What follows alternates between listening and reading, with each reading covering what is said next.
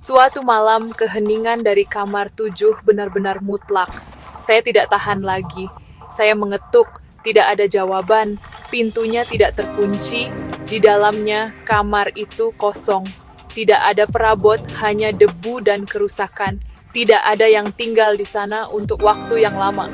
Di dinding, terukir dalam plester, ada sebuah pesan. Siapa yang ada di kamar sebelah? Saya menyadari suara-suara, bisikan-bisikan, tangisan-tangisan. Itu adalah milik saya. Hantu itu tidak ada di kamar 7. Hantu itu adalah saya. Saya butuh jawaban. Saya bertanya kepada pemilik kos tentang gadis di kamar 7. Dia mengangkat bahu. Dia juga belum pernah melihatnya.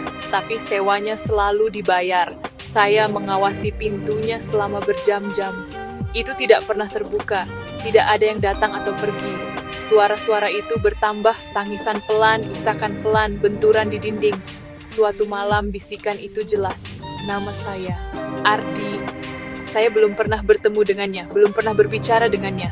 Bagaimana dia tahu nama saya? Ketakutan itu menjadi benda dingin dan padat di perut saya. Saya sendirian dengan rahasia itu, dihantui oleh penderitaan di sebelah.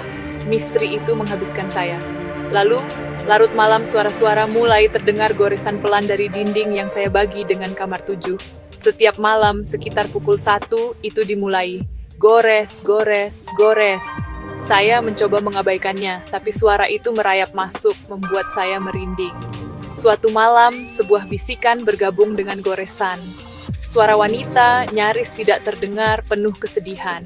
Kadang saya pikir saya mendengar sebuah kata, tolong, atau mungkin di sini. Ketakutan itu tumbuh. Saya mulai tidur dengan lampu menyala, menumpuk bantal di dinding. Bisikan-bisikan itu semakin keras, semakin putus asa. Rasa ingin tahu saya hilang, digantikan oleh ketakutan yang dalam dan gelap. Saya tinggal di sebelah hantu. Nama saya Ardi. Saya tinggal di rumah kos kecil dan tua dengan lorong-lorong panjang yang gelap dan lampu-lampu yang berkedip. Kamar saya nomor 6. Di sebelahnya kamar nomor 7. Sebuah misteri. Pemilik kos bilang ada seorang gadis pendiam tinggal di sana, tapi saya belum pernah melihatnya. Pintunya selalu tertutup. Tidak ada suara, tidak ada bayangan, hanya keheningan.